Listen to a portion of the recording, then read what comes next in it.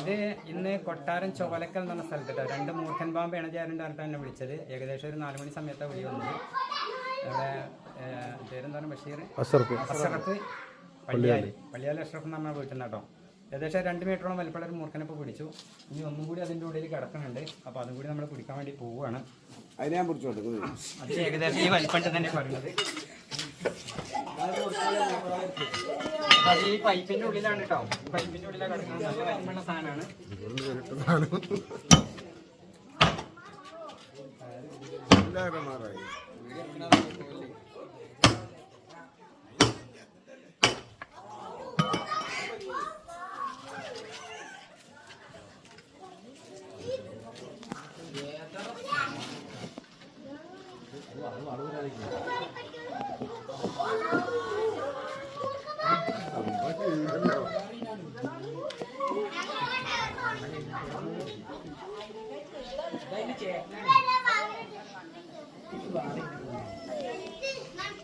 ഓഡിയൻസിലെടുക്കട്ടോ.